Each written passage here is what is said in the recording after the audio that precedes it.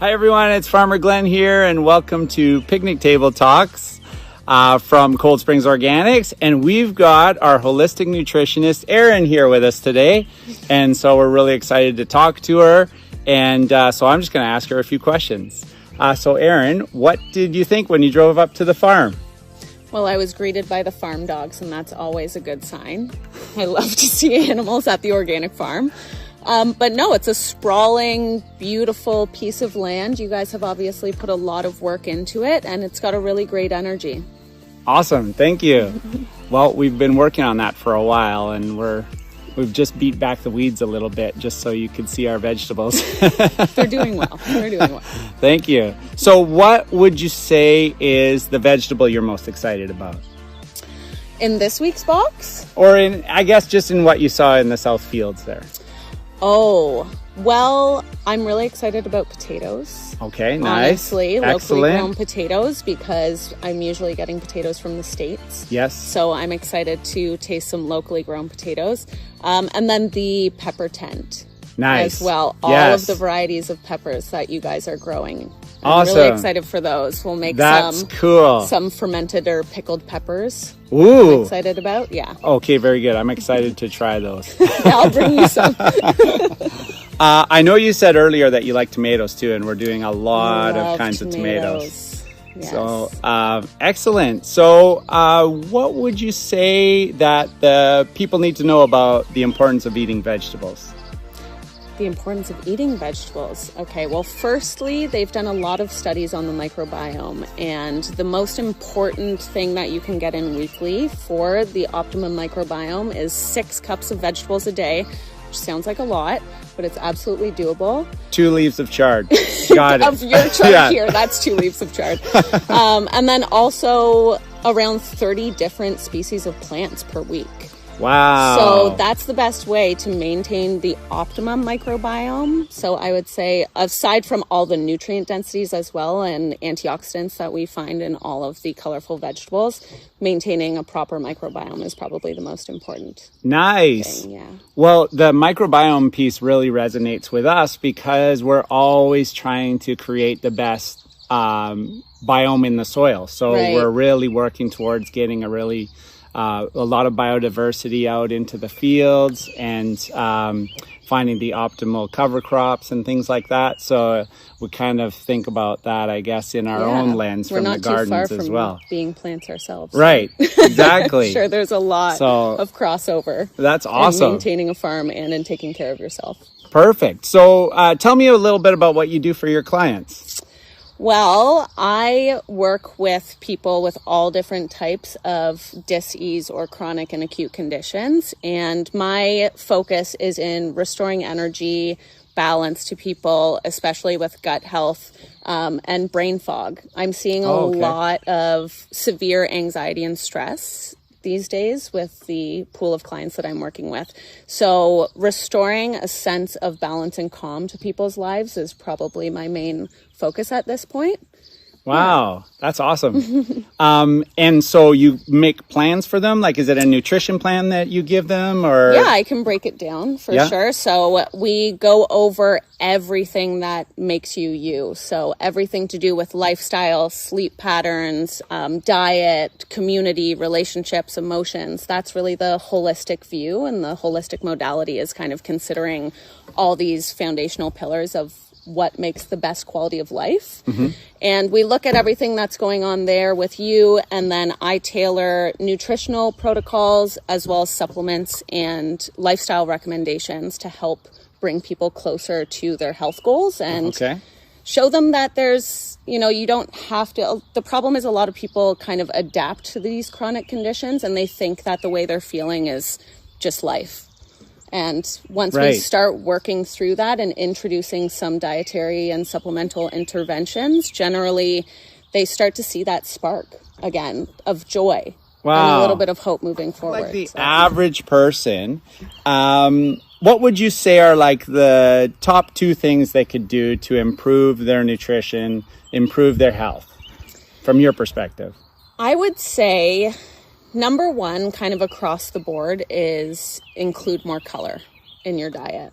I think when we look at what people are eating, generally, it's pretty beige. Yeah.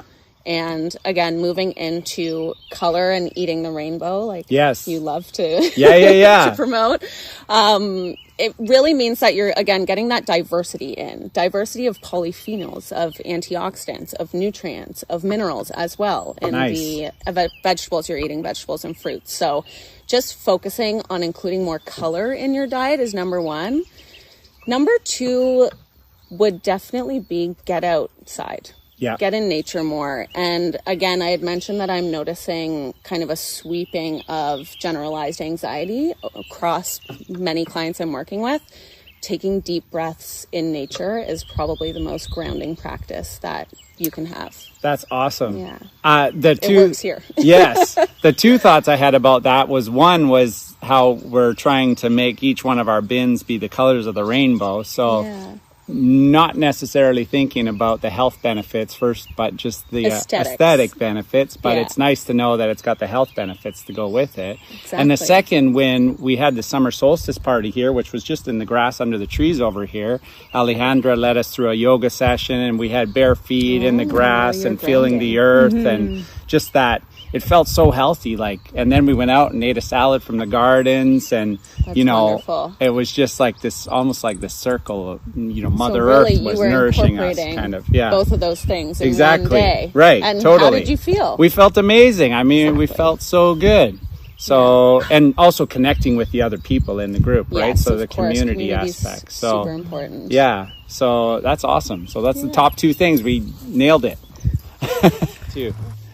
So why is it important to eat organic? It's important to eat organic for a multitude of reasons.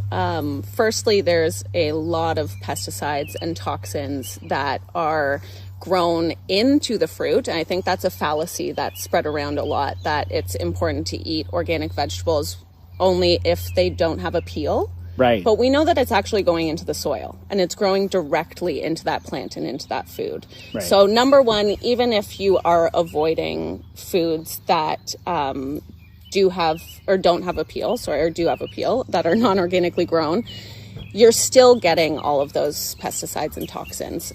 Secondly, that spraying is horrible for the environment.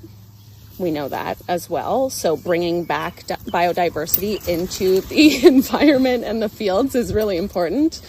And the health of the soil, the health of the rivers that it's running off into. It's the thing with organic eating is you really can zoom out and see that it's having a global effect.